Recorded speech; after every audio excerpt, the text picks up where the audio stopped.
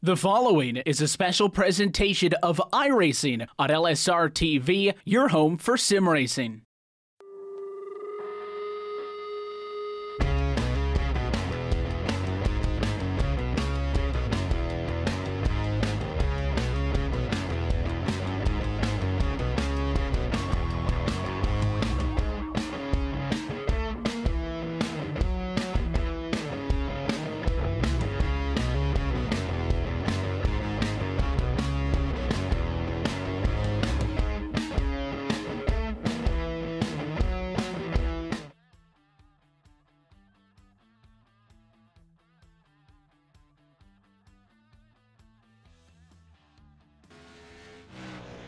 Live tonight from Homestead, Miami Speedway, it is Championship Fortnight for the Full Throttle Real Sim Racing Cup Series, where we say good evening, sim racing fans, and welcome to round number 30 in a final race of this 2018 campaign. As we get set for the Homestead 125, there is a lot on the line this evening, and for the final time this year, we also say we're happy that you are spending your Monday night with us on your home for sim racing and the iRacing Sports Network. Evan Pasoko, Brian Backlund upstairs with you. Brett Wheeler is bringing us to you this evening, and what was once 16 is down to 4. Championship night, Brian, finally is upon us. It finally is. You see the bracket on your screen, and the final four here tonight: Brandon Bowie, Dylan Jones, Andrew Freenarz, and Daniel Eberhardt. And truthfully, Evan Pasoko, the cream has risen to the top. These four drivers have been possibly the four best drivers all season long. Brandon Bowie's got a handful of wins. Daniel Eberhardt has really turned it up here in the playoffs, and he's got a couple of wins. And then, of course, who can forget about Dylan Jones and Andrew Freenarz, who have dominated pretty much the entire season. I believe they got, what, 14 wins between the two of them now, Evan Pasoko? So definitely those two are the favorites. But you look at this race here tonight, and this is not a gimme to Andrew Freenarz or to Dylan Jones, because Brandon Bowie won this race 1 year ago, and currently he's sitting on the provisional pole, so he's definitely rising to the occasion here tonight.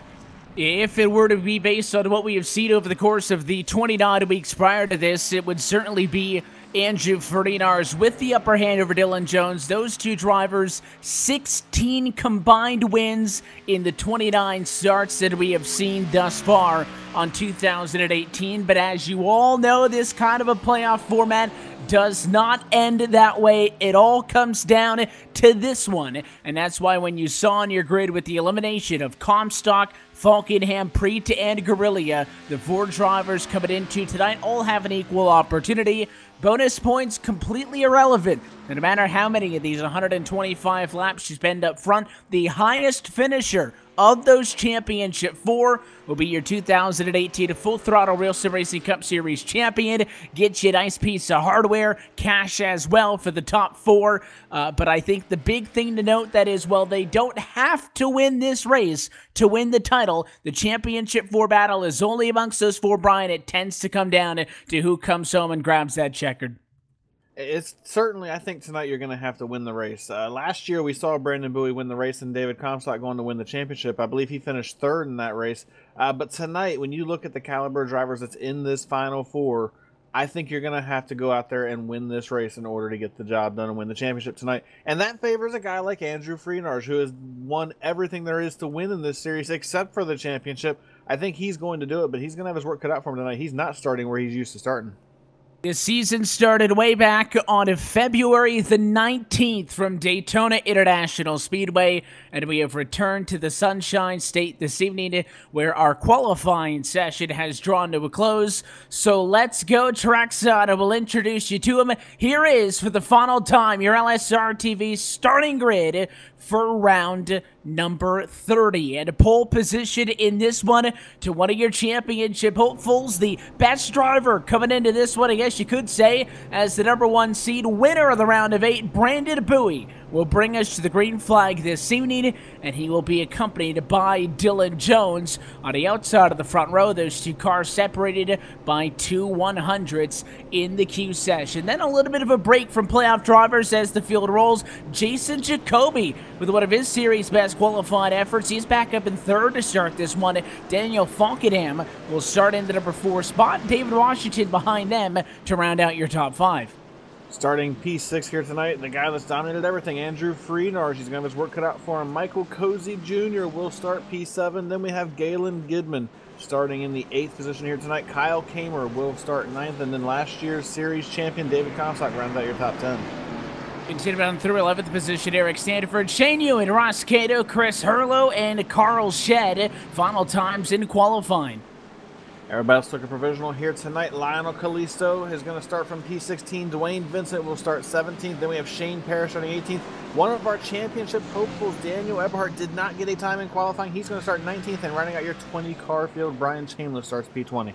Going to be a look top to bottom at your LSR TV starting grid. 125 laps, 188 miles left on 2018 as the pace car dives at the safety of the pit lane. Brandon DeBoer is going to lead the field forward. It is championship 4-9 as we say green flag.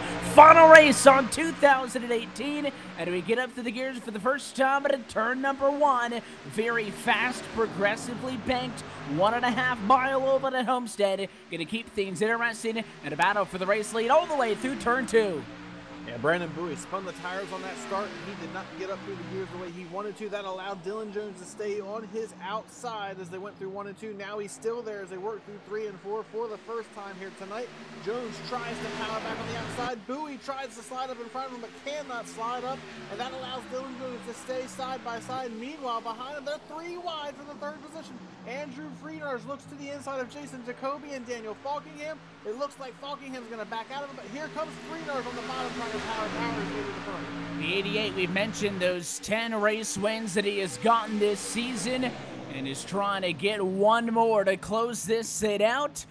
He has been so dominant in many stretches of the year, but he's only won 1 of the last 5. So we'll see if the 88's got the magic. He tries to close out for 3rd as the battle up front continues. Another lap led barely in favor of the 43 of Brandon Bowie. Your pole sitters led thus far, but Dylan Jones will not go away on the outside. Now there's the 43 slotted up and shuts the door, clears him for the first time.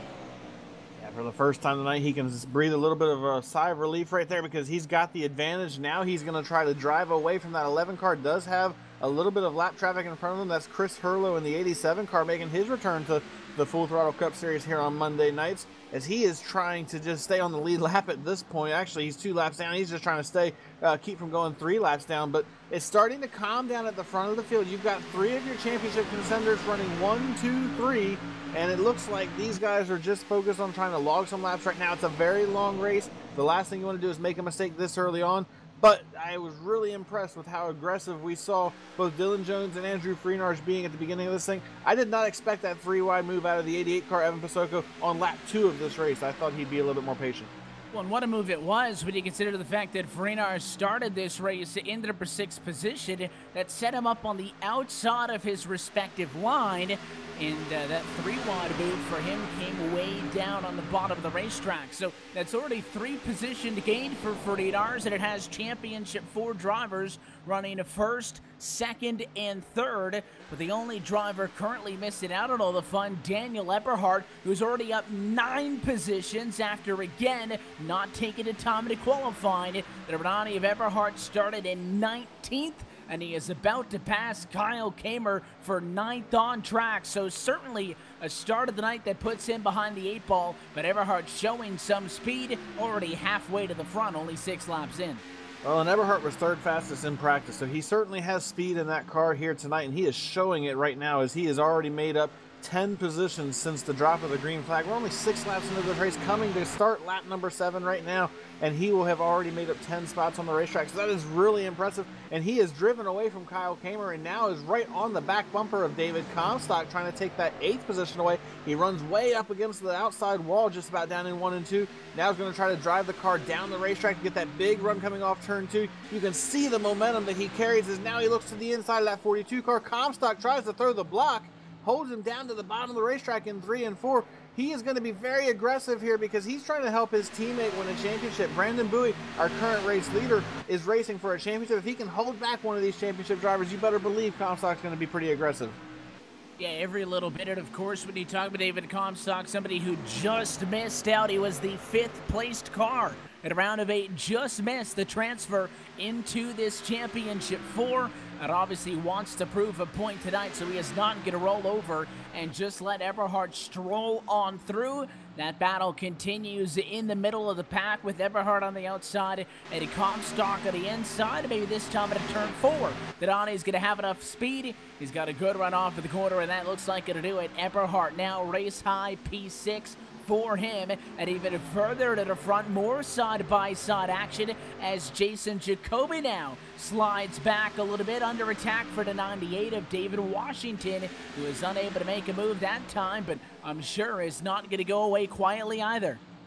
Yeah, David Washington did not run a full schedule this season. He has not been in the hunt for any championship battles, but he still wants to end this season on a high note, maybe try to go out there and steal a win from one of these championship 4 drivers, and he's got a very fast car right now. Jason Jacoby, too, though, he has been very fast. We talked to him last week, and he said he felt like this was one of his better racetracks, so look for that 10 car. If he can stay out of trouble here tonight, he could play spoiler in all of this when it's all said and done as well, as he's moved up and running that high side down in 1 and 2, and he really gets a big run coming off the corner. That's the advantage to running up high at this racetrack. You may lose a little bit of time on corner entry, even through the center, but you really make that time up on corner exit because you can get back in the gas sooner. You can carry that speed all the way down these straightaways. You see it right here again as he ran high in 3 and 4.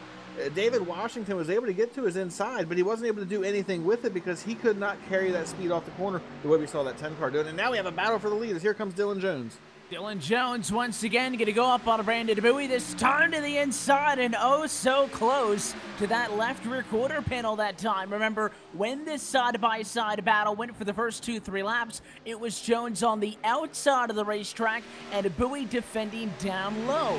These drivers are going to move up and down the racetrack as more rubber gets put down and that groove widens out, but certainly the 11 is trying to muscle his way down low. He's going to experience the same issue, though, that Washington was, not being able to get back to the gas. Look, right there, center 1 and 2, they're almost dead even, but wants to run off the banking. The 43 pulls clear, and Andrew Ferdinand is going to pull alongside. Now the 11's got to worry about not losing P2, and I don't know if he's going to be able to hang on to it.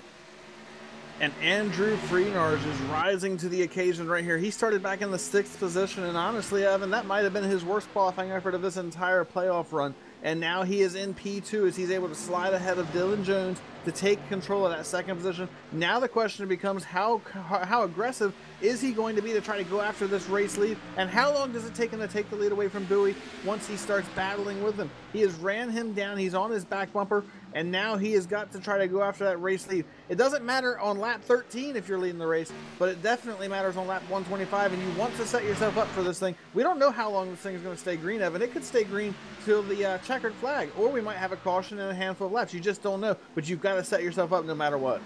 I don't know, it's cliche to talk about when you refer to Homestead as the battle for the race lead is on again. Jones failed down low, but Fredar thinks he can succeed, and he is much better off too that time than what the 11 was. Nose to nose into turn 3, and Andrew Fredar just needs to get back to the throttle. It is not going to happen that time. Bowie stays with him, but hanging on just barely. Fredar's the nose in front at the line.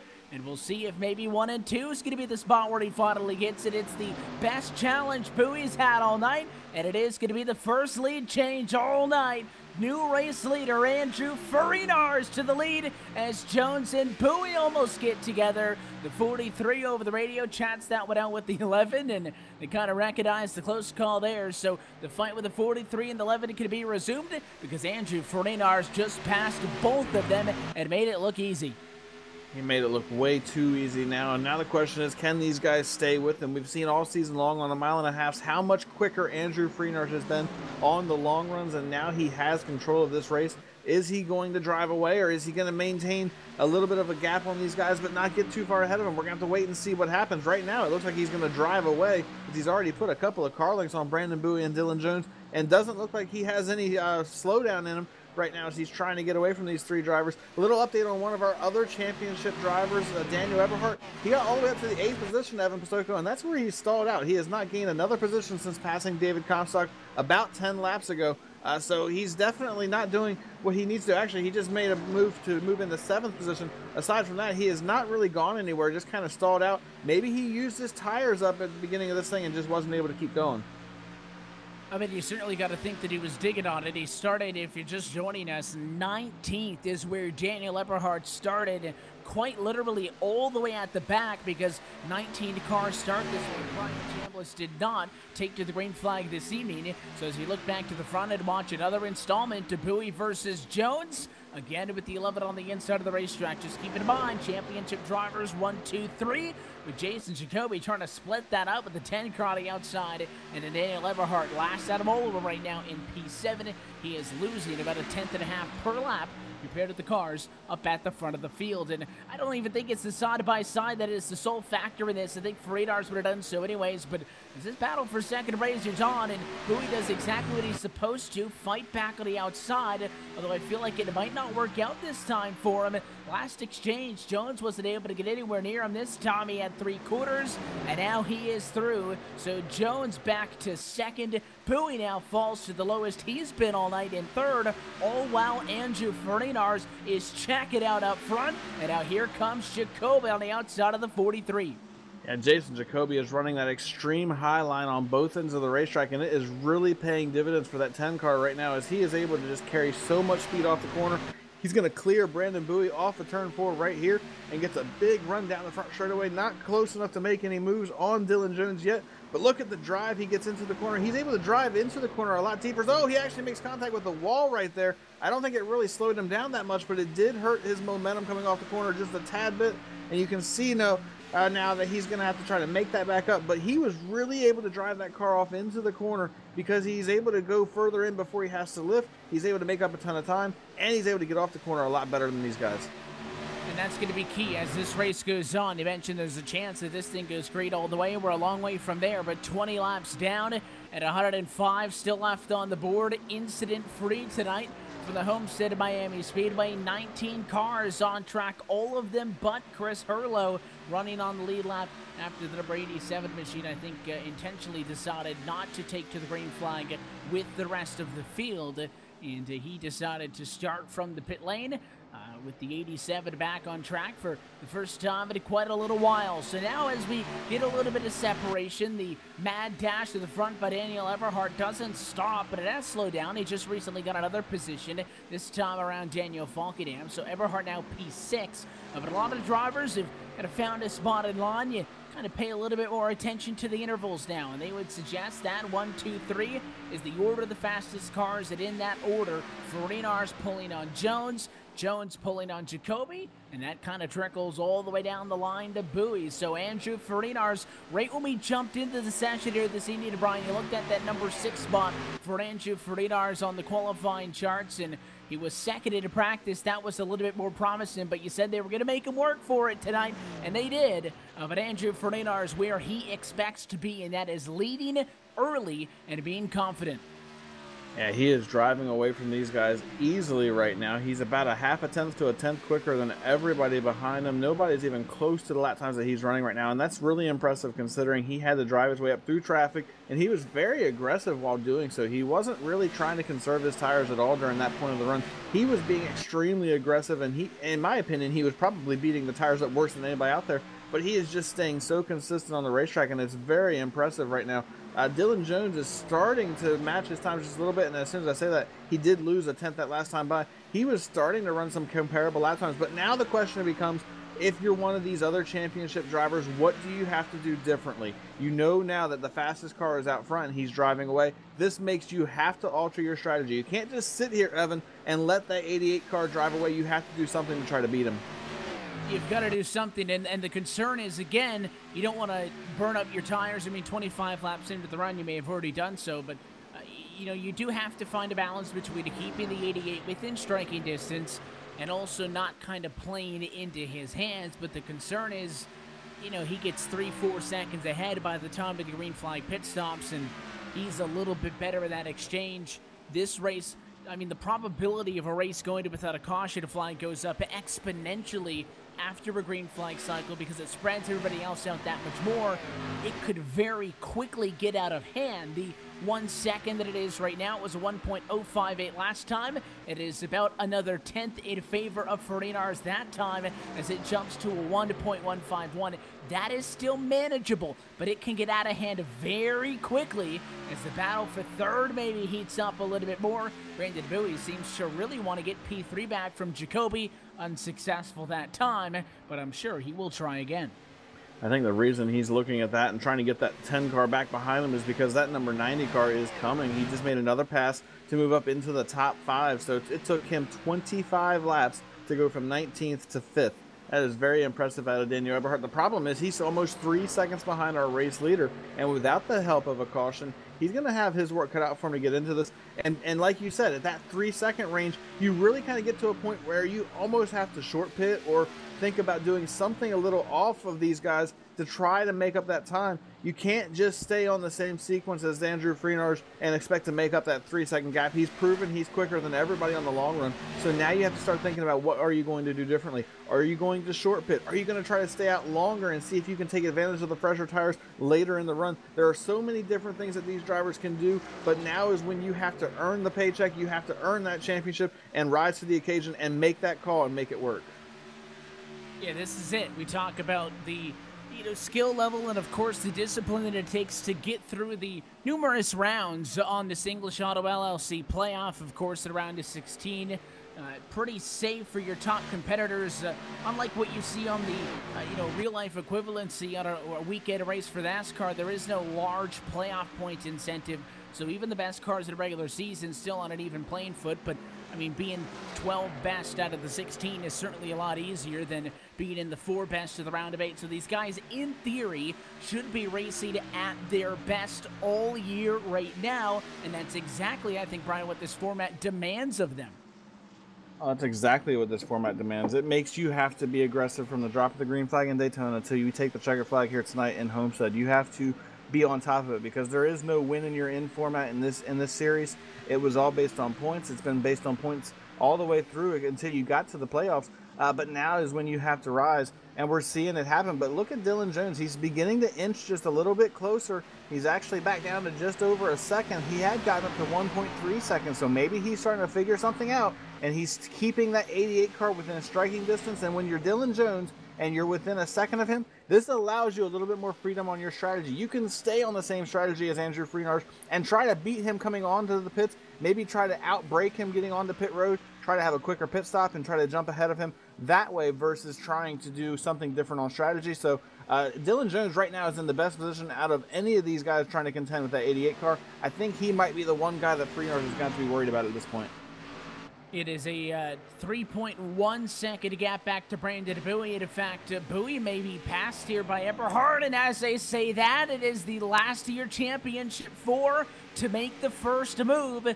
Daniel Eberhardt to pit road at lap number 31. I know we're still a long way from home, but pitting at this point would suggest that he is looking for a 3-stop strategy.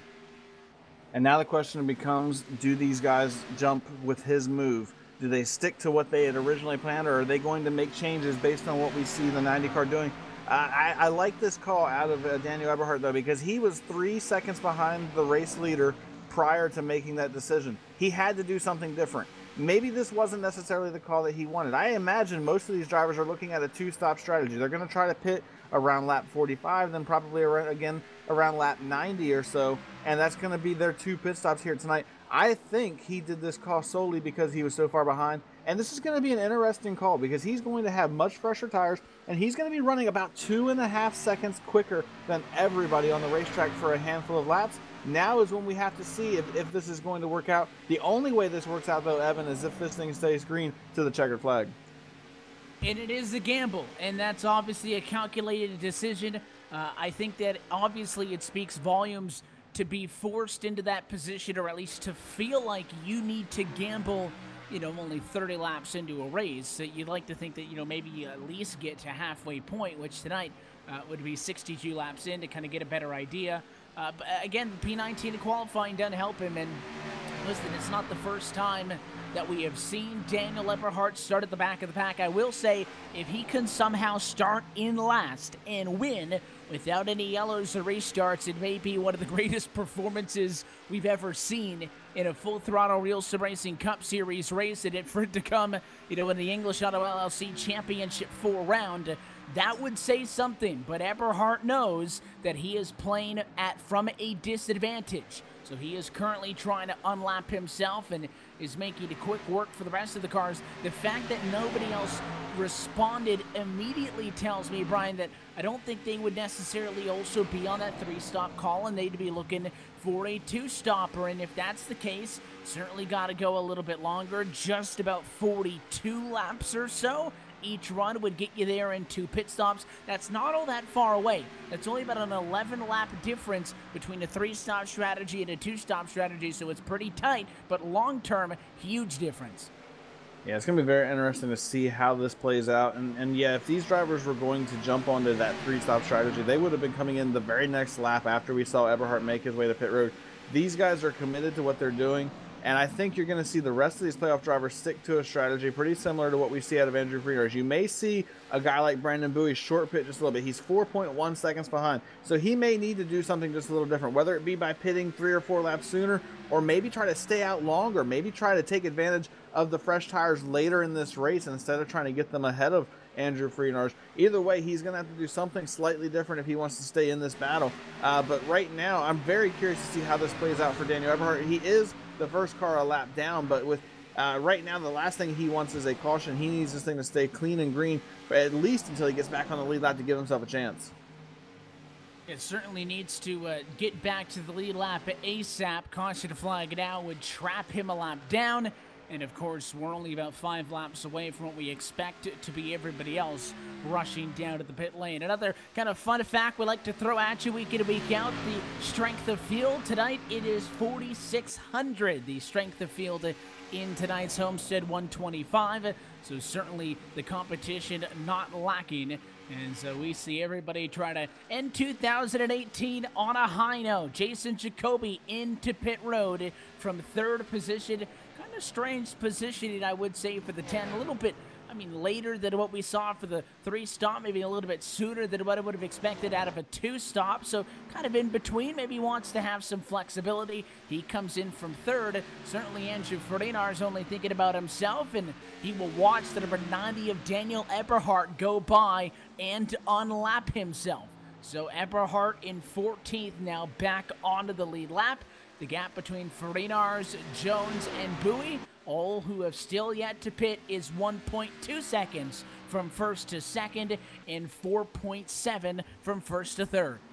Look, you won't see Andrew Freenars or Dylan Jones or Bowie or Eberhard react to anything that Jason Jacoby or any of these other non-playoff drivers did here tonight. They are racing the 4 drivers in this championship battle. They're not racing Jason Jacoby. They're not racing Daniel Falkingham or Michael Cozy. They are racing each other. So if Jason Jacoby's strategy ends up being the winning strategy, that's fine. If you're Andrew Freenars, you're not worried about what happens with the 10 car. You're worried about what happens with the 11, with the 43, and with the 90. That's all that you care about. And that's what you're going to see these guys focusing on all night long. They will not pay attention to what these other drivers out here are doing. They're going to be paying attention to what their competitors for the championship are doing, and that's exactly what everybody's doing. I know all 3 of these guys have their eyes on Daniel Eberhard right now. They're curious to see how much time he's able to make up prior to them coming to pit road, and we're in that window where I think you might see these guys start diving to pit road here for their pit stops here in the next lap or 2. I would have to say definitely in the next couple of laps if they're going to do the 2-stop strategy. If not, they may try to stretch this thing, see if they can split it right down the middle and do a 1-stop strategy, which I don't think that will work against the strategy that Daniel Eberhard's doing. I think they would definitely lose if they did that kind of a strategy. Yeah, certainly that would be quite a scenario where you've got possibly 3 stops, 2 stops, and 1 stop all happening at the same time. But I certainly do think that the 2-stop is going to be the call for the rest of the field. The difference, obviously, with trying to stretch it that far is if you were going for the 1-stop, or even if you could somehow pull off 62 some odd laps of fuel, you're going to be obviously very conservative making it to that mark. And Obviously, I think maybe the rapid-fire short pits by Eberhardt could then flip to his advantage if you dare want to go that long. And there's a move. Brandon Bowie in from third. Your pole sitter is the other of your championship 4 drivers to come down. Frenars Jones still on track 1-2. We'll look for them to respond as Brandon Bowie in pit road at lap 43. And Dylan Jones is responding. He's on the access road coming to pit road right now. So this is going to bring everybody except for Andrew Frenars in. And I can almost guarantee you Andrew Frenars will be in next time by to get his tires and fuel. He cannot afford to give up that much time. Now is when you got to have that flawless stop down here on pit road. No mistakes by your pit crew. No mistakes by you as a driver. Brandon Bowie just now is getting down and away. He brought Daniel Falkingham and David Comstock to pit road with him. Bowie has got a very clean pit stop. He is trying to get back up onto the racetrack. And as we get ready to go down into 3 and 4 with Andrew Frenars, I just noticed he bypassed the access road. He's not coming to pit road, so he's going to stay out here a little bit longer. I'm curious to see how this is going to work out for him. He's giving up valuable time to his competitors as Dylan Jones is now getting ready to come off of pit road. And actually, Evan, I think he might have a little bit of a slow stop going on down here. Doesn't look like he's getting away as quickly as everybody else.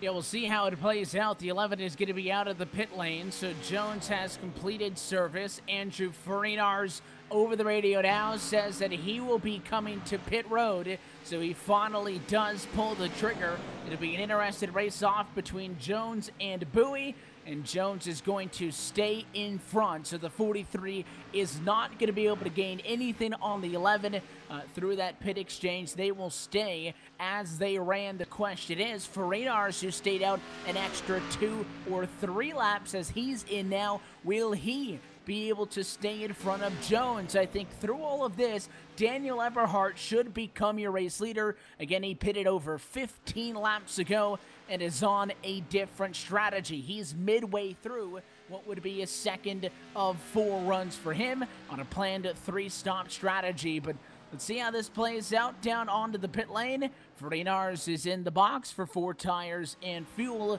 Keep an eye on the 88, and we'll watch for the 11 car as he tries to blend back out. And Dylan Jones is actually at the start-finish line right now as Andrew Frenars is just hitting the exit of pit road. You're going to see Dylan Jones go by Andrew Frenars as he's still on the access road. Jones made up that much time with those fresher tires, just a couple of laps. He's easily going to have a 3 or 4 second advantage over that number 88 car, maybe a little bit more by the time that Andrew Frenars gets up to speed. That mistake by coming in just a couple of laps sooner, or a couple laps later rather, could be the difference in what happens with Andrew Frenars winning this championship and potentially watching one of his fellow teammates walk away with the championship after such a dominant season. We do have a couple of drivers still out on the racetrack that have not come to pit road yet. Michael Cozy Jr., who's actually making his way to pit road right now, and Shane Ewing, who is currently being scored as your race leader. He is yet to come to pit road here, and it looks like he might be trying to make this thing a one-stop strategy for that number 32 car.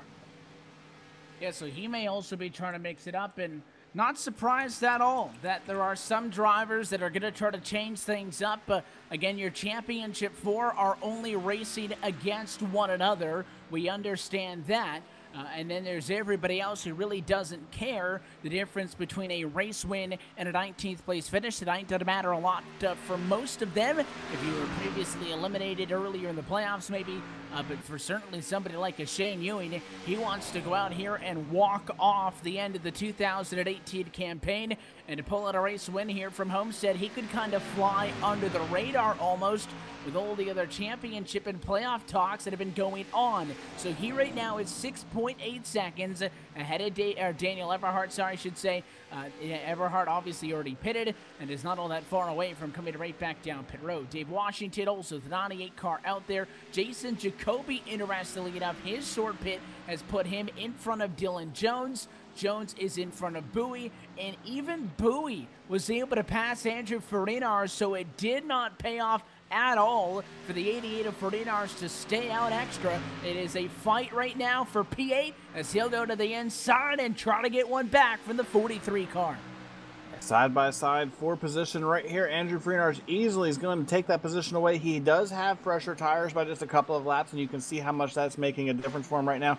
The problem is, as you mentioned, he gave up so much time. He gave up a total of about 3.5 seconds to Dylan Jones. Now he's currently about 2.5 back. He has made up a bunch of that time already, But the problem is he's now got to be that much more aggressive to try to run these guys down. He cannot go into any type of tire conservation mode. He has to be on the attack from this point on to try to get back to the back bumper of Dylan Jones. And now this makes you question how you approach the end of this race. Do you want to do this again where you give up this time with less laps left on the track? If they come in around the time that they would after running 45 laps here, they'd have only about 35 laps to go. You're not going to have as many laps at the end of this thing. So if you give up this time again, you won't have as much time to make up that ground and try to get back by him. And you have to believe that he will not make it easy for Andrew Freenars to make it by that 11 car if they start battling side by side. And that is when the non-playoff drivers can play a big factor in all of this as they kind of add to the confusion of the green flag pit stop scenario. So just kind of monitoring the lap times here. Freenars having been able to get back and around Bowie is now only one position behind Dylan Jones on track. The last time by, he was a 1/10.5 of a second faster than Jones, but he does have to make up 2 seconds. So I think the speed will allow him to do that. I do think, though, as well, Dylan Jones, Brian, very good on the long end of the last run.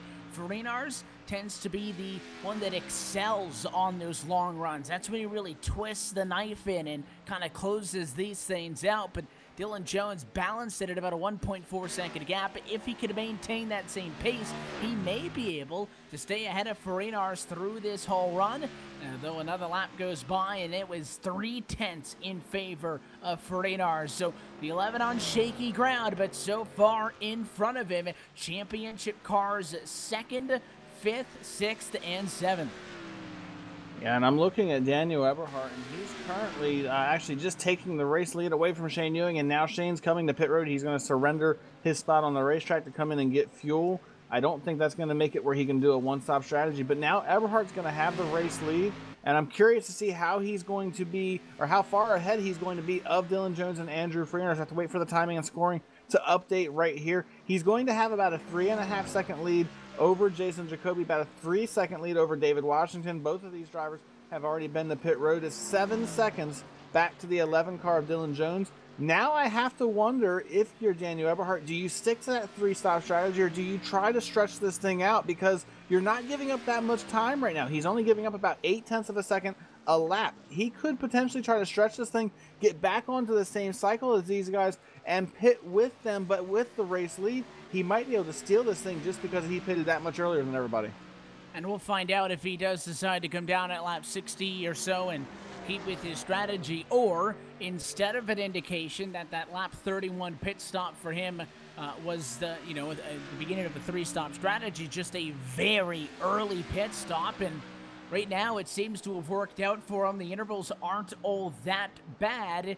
He may be able to stretch it. He would have to go about an additional 24 laps from now to make it work. I don't know if he would be able to hang on to the race lead for that amount of time. Jason Jacoby cuts a 0.5 second out of Daniel Eberhardt's lead that lap alone. Washington still 3rd, Jones 4, Freenars 5. The gap between those last two down to just 1 second as 15 cars run on the lead lap, 5 laps from halfway home in the Homestead 125. These guys are taking off the laps very quickly here tonight. No cautions to this point of the race, and lots of great racing around the racetrack so far. They're all kind of spread out at this point, but we've had some pretty aggressive battles all the way around the track. And now, I don't think Daniel Eberhardt's worried about what Jason Jacoby's doing. Jason Jacoby can get up there, pass him, drive away from him. He doesn't care what that 10 car does. He's worried about how far back Dylan Jones is right now. And the gap right now is 5.1 seconds. He's giving up anywhere from 0.5 second to about 7 or 0.8 of a second a lap. So he's definitely going to give up the race lead if he stays out there too long. Now the question becomes, as we've talked about, is he going to stick to that 3-stop strategy, or is he going to try to jump onto that 2-stop strategy and stretch this run out? He could run it out another 30 laps and be okay. He'd be very close to making it to the end if he be able to make it to lap 90 should he do that. I think you're going to see him most likely stick to that 3-stop strategy, though. I think you'll see him in the next lap or two, and he's going to try to take advantage of those tires once again, because right now if he came back to pit road, he'd be about 2 seconds a lap quicker, and he already gapped these guys by a pretty tremendous amount. If he can do it again, that's a much bigger gap that he'd have on them, and I think it would really work out in his favor. We'll see if he has the broadcast on and aids the advice, or if it is going to be a different direction in the grand scheme of things. But we've almost gone now halfway without a caution. And well, you get to that point, these races tend to like to go green. We've seen some crazy things happen, though, of course, in the past here at Homestead, so can't make any indication of what the picture is, but here comes a fight between the 11 and the 88. Andrew Fernandez lost a spot to Dylan Jones after the 11 pitted 2 laps before he did, and it is going to end there. The 11 car's got to back off a little bit, and just for sake of it, we will go 3 wide for third on track. Washington falls down all those spots. It is going to be the 88 car of Fernandez through, and Jones hangs on the bumper. Technically doesn't lose any spots, but of course, in the grand scheme of things, falls to third in the running order. Your championship drivers and Fernandez back on top of the 2 stoppers. And Daniel Eberhardt did not come in when I thought he was going to. If he was going to stick to that 3-stop strategy, I think he would have already been on pit road. We're now on lap 62. We're officially halfway into this race, and he has not come back to pit road. He's down to just 2.6 seconds over Andrew Fernandez. So now here's what I think he's going to do. I think he's going to wait until the 88 car gets right to him, and as soon as he's about to lose the race lead, I think you're going to see that 90 car dive to pit road. And actually, he's going to foil that. Here he comes down the pit road right now. He's on the access road. He's going to stick to that 3-stop strategy. He's coming, and now is when he cannot have any mistakes down here. He's got to have a flawless stop, and he is going to come out and have about a 2.5-2-second advantage on tires once this thing is all said and done. So I have to wait and see what happens with this 90 car, but you cannot make any mistakes. No speeding on pit road. Can't slide through your box, and your pit crew has to get the job done right here. You've got to execute. So far, so good. So much time can be thrown away with a mistake on the access road, and it is a very timid pit road entry into the box for Daniel Eberhardt, but he does get down, and he will go for 4 tires. Looks nice and easily.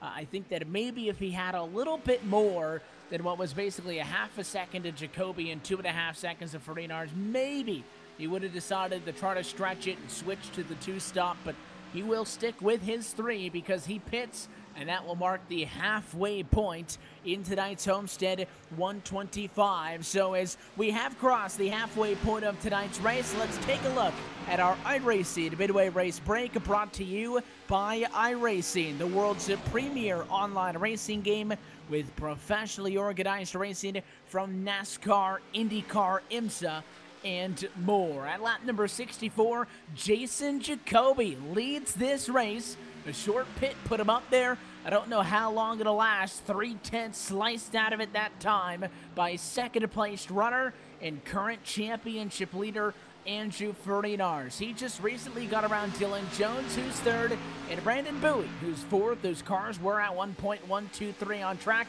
They run 2.34 at the moment, and behind them, Daniel Falkenham rounds out your top 5. David Comstock just behind. He's up 4 spots into position number 6. David Washington on pit road. He'll give up P7. That'll go to Cozy, who right now is in P8. Carl Shad is 9th, and Kyle Kamer rounds out your top 10.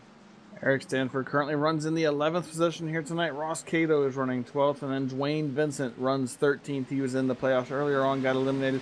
Shane Ewing on a different strategy altogether. He currently is 14th. He just unlapped himself and got back onto the lead lap, so he is the last car running on the lead lap. Daniel Eberhardt is the first car, 1 lap down right now on that 3-stop strategy. He's trying to make his way back up there. He's passing Brandon Bowie on the racetrack right now. That's about 4 seconds off the leader, so he's going to be back on the lead lap here very shortly. Lionel Kalisto currently is scored in 16th. Galen Gidman is 17th, and then a couple of drivers who have already left the server here tonight. Shane Parrish is 18th, and Chris Hurlow having some issues. He will finish 19th, and he will round out our 19-car field here tonight. That's been a look at your iRacing Midway Race Break. For more information on the wide variety of sim racing possibilities online, visit iRacing.com today. And we got to come right back to the action because we have a battle for the race lead. It was a battle at Masoko. Andrew Fernandez has ran down and has passed Jason Jacoby for the race lead.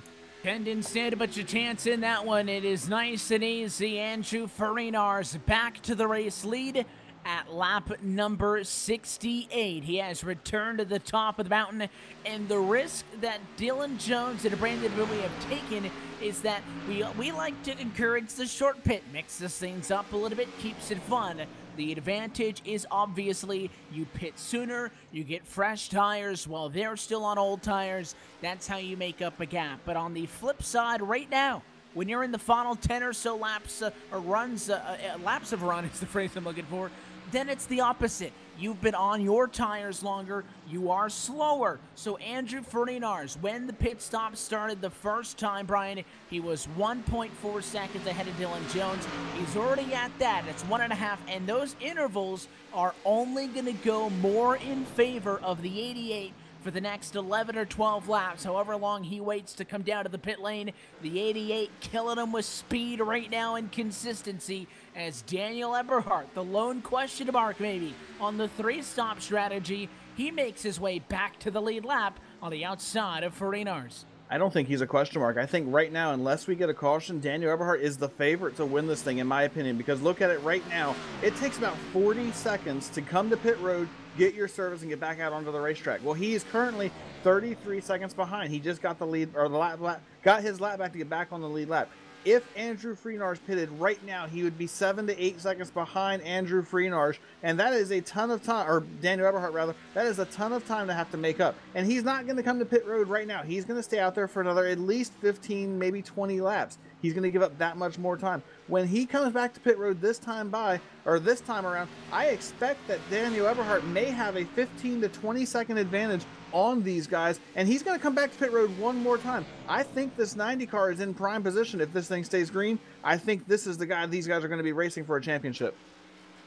We'll see if he is going to be able to outsmart the rest of the field. You look back at the run to the playoffs, it has been for Daniel Eberhardt, who was the last driver to qualify in and the only driver to qualify in based on points, with Brandon Bowie winning at Martinsville, Dylan Jones winning at Texas, and Andrew Ferdinand winning at Phoenix. Eberhardt was the last driver to transfer through and out of the round of 8, but he had been much better than that over the course of the rest of the playoffs. Finished in 11th spot in the round of 16, and a best for him was 3rd in the round of 12. So it has been a little bit of up and down for him. He currently is scored in 12th position, and actually scoring's good update, jump him to position number 8. So 8 laps, maybe that's the time we will see for Ferdinand to come down to the pit lane. There are 52 laps to go in this race, Brian. If these other drivers, Ferdinand, Jones, Bowie primarily, maybe agree with you on the fact that Eberhardt could pull this out with the 3-stopper, I mean, in theory, they could come down now, try to even things up, but would it benefit them to short pit the run a little bit? Would they maybe go a little bit long? What kind of leeway do you have when you're working on the 2-stopper? At this point, I really don't think you do. I think your best hope is that you're going to get a caution before this thing is all said and done. I don't know that this is going to work out any other way other than that. I think Daniel Eberhardt's just in the best position that he could be in right now. He's running much faster lap times. He's going to have the advantage, and I think he's going to end up with this race lead and in a very good position to try to win this championship. He is driving away from these guys. He's already gained about 7 seconds since he passed Andrew Ferdinand to get his lap back, make that 8 seconds now as he's running a second and a half quicker every single lap. I really like the position this number 90 car is in right now, and I think he's in a prime position to try to steal this thing away from everybody. We'll see if he is going to be able to be the bandit tonight and run away with this 2018 championship. And we are in a little bit of a state of limbo at the moment. Everybody nice and spread out, caution-free through 74 laps at Homestead, and maybe just one more major cycle of pit stops to go. Of those who started, all but 2 cars still in this race. Shane Parrish has gone behind the wall, and Chris Hurlow in the 87 machine is on pit road, not technically retired, but at the moment 28 laps down. As that number continues to grow, I would not expect Hurlow to return to the racetrack before this night is done.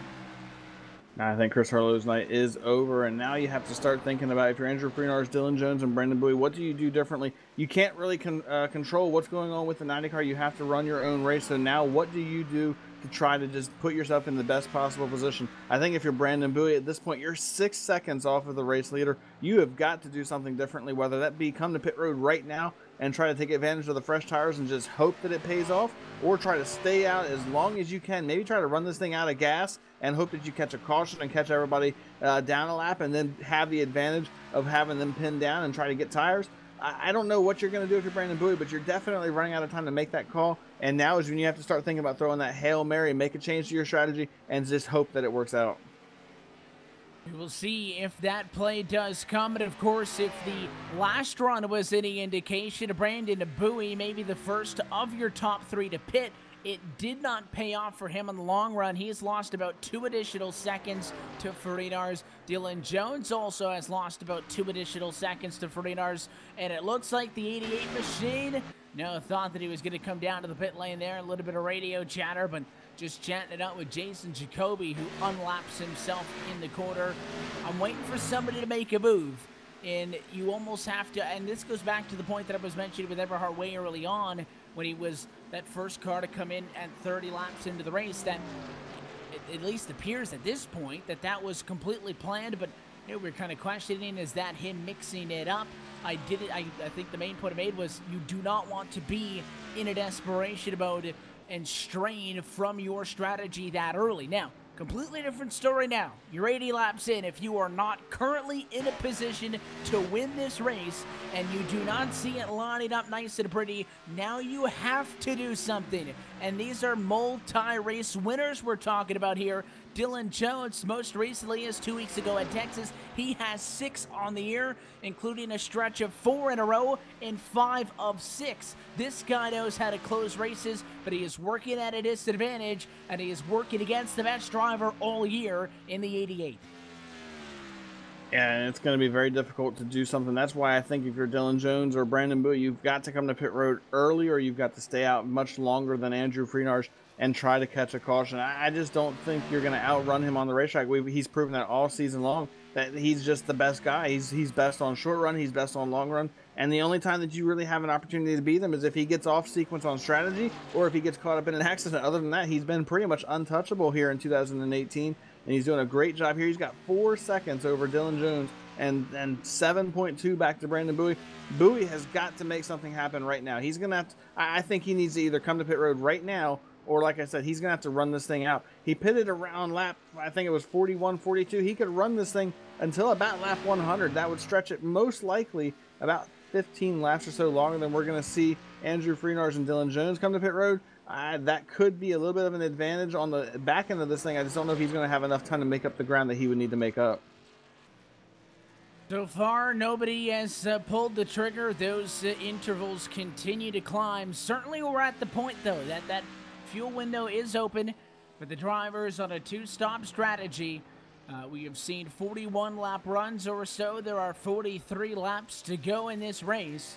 It is really, I think, just a question of preference, and maybe even they have come to maybe terms with, okay, maybe short pitting not the best decision.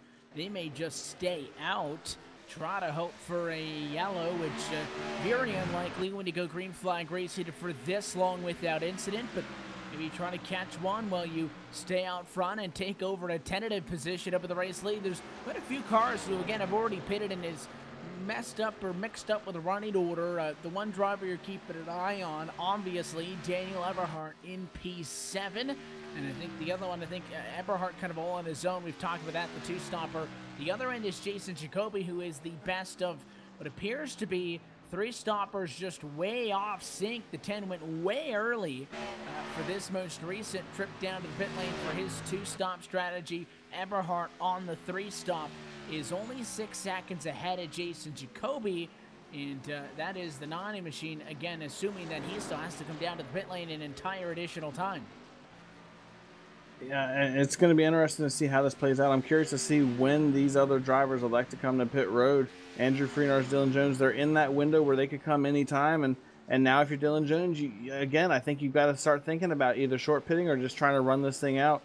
Pitting around that lap 40, 43 mark that we saw these guys pitting, they can go to about lap 100 before they're going to have to be questioning how much fuel they have left in the car. So it's going to be interesting to see what happens. And looks like somebody's coming to pit road right now. That's Dwayne Vincent. He is currently 11th and 1 lap down, so he's going to come on to pit road and try to just salvage something out of his night. But a great run right now out of that 88 car. He's put himself in a great position to where he might have a chance at Daniel Eberhart, depending on how this thing plays out. But it's going to be very, very close. He's the only one right now that I think has a shot at that 90 car.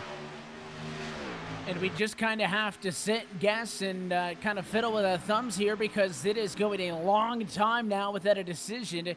It's almost like all the other cars have kind of realized we're going to make something up, because I would have thought by lap 86 that everybody would have come down to the pit lane. And again, the question, I mentioned Jason Jacoby in there for a reason. He may end up beating out Eberhard in this, and it goes back to what we said right at the top. Eberhard is not racing Jacoby. He is simply racing Farinas, Jones, and Brandon Bowie, who comes down pit road, second trip in a row. The 43 is the first of your top 3 runners to come down. He pits from third at an 8.1 deficit to Andrew Farinas. And he had to do something different. He couldn't just stay out there and run behind Andrew Farinas and Dylan Jones, because he knew he was not going to outrun him on speed.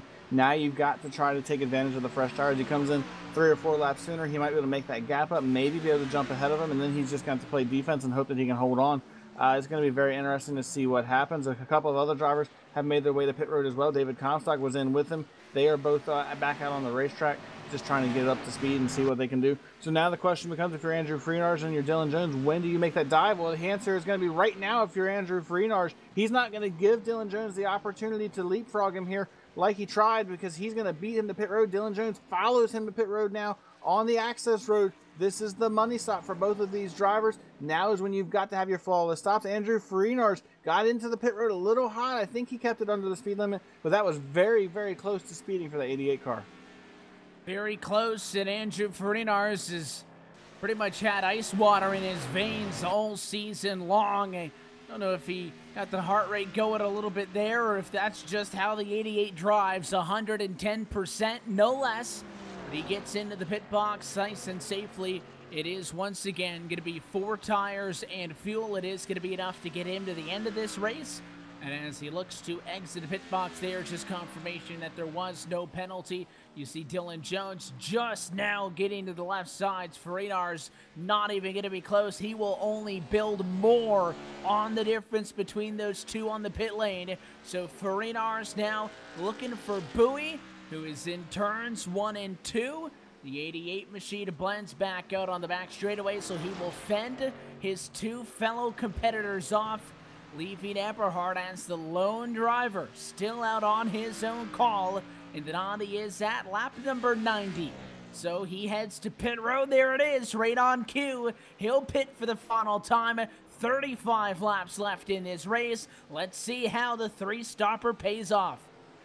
And I don't know if this is going to work to his advantage, because Andrew Farinas and Dylan Jones stretched this thing out to come to pit road right around the same time as him. I think you're going to see Farinas with the advantage here. Eberhard at this point needed to stay out a few laps longer if his strategy was going to work out, I believe, because he's basically going to be giving up position to the 88 car right now. He's on pit road, and Andrew Farinas is coming across the start-finish line as we speak. Andrew Farinas is going to pass him for position while Eberhard's on pit road. And that's going to, in my opinion, it might have just sealed the fate for that number 90 car. It's not going to work out. This was going to work if Andrew Farinas and Dylan Jones didn't stretch their stops the way they did. They stretched it out to where they pitted basically at the same time as him on this run. And now Andrew Farinas looks like he's in control of this thing. Yeah, going that little bit extra kind of takes away any advantage that Daniel Eberhard had. You know, the thing you would expect to see on the last run of a 3-stop versus a 2 is that 3-stop car has much fresher tires, and sure, Farinas is going to be in front of him, but you know the 90 machine has got better tires. He'll catch him. Daniel Eberhard's in turns 3 and 4 right now. The 88 is coming out of turn number 2. It is not even close, and I know you had faith in the strategy. You wanted it to work out. I think Farinas and those other drivers went a little bit longer. They saw that one coming, and again, working it from a place of strength. When you're the best car all night long, you can play the other drivers like puppets, and you control your own destiny. And now the question may be, does Andrew Farinas A, hold on to the championship, which looks like it is all but sure at this point, 5 seconds ahead of Bowie and 6 seconds ahead of Jones. That is the difference from 3rd to 4th and 3rd to 5th right now, with Eberhart currently being scored in 12th. But can Fernandez get both pieces of hardware tonight? Can he win the championship courtesy of a race win? He is 9 seconds, I should say he's 5 seconds off of Shane Ewing, who is 9 seconds off of Jason Jacoby. Those are the only cars still left standing in front of the 88. He's running about a second and a half quicker than Jason Jacoby every single lap right now, so I think you're going to see him be able to run down Jason Jacoby and take that lead away with ease. I don't think it's even going to be a battle when he gets there. The question is going to become, how long does it take him to get there? I think he'll probably get there around lap 110. That's going to be my number for Andrew Freenars getting back to the race lead. And now we just have to wait and see. This thing has been green flagged from the drop of the green flag to right now. Will it stay that way all the way to the checkered flag? My bet is that it's probably going to. These drivers have gotten very spread out, and there's not a whole lot of racing going on around the track. So I expect you're going to see this thing stay green for quite a while, probably to the checkered flag. Eberhart's trying to get back on the lead lap from his pit stop. So now that gives him at least a chance. Should we get a caution, he'd be 10th and back on the lead lap, so he wouldn't have to worry about taking the wave around or taking the lucky dog. He'd be able to pit with the rest of the leaders, but definitely not the type of strategy that he was hoping for if he was going to try to race for a championship. Andrew Fernandez back and around Shane Ewing, so he heads into second and now tries to work at a 10-point deficit to Jason Jacoby, basically to get some dessert as he looks to get the race win. This race now 30 laps to go in the 2018 season, and we believe all the pit service has been completed in a caution-free race thus far from South Florida. So what we'll do is we will take one final opportunity to step aside, and when we come back, we'll see how it all closes. Fernandez is 6 seconds ahead of the closest championship competitor. We'll look to see if he can close out the title when we come back. You're watching LSR TV on the iRacing Esports Network. The most realistic online racing sim ever made. This is iRacing. Detailed laser scan tracks, fully dynamic real world cars, and over 50 series to choose from.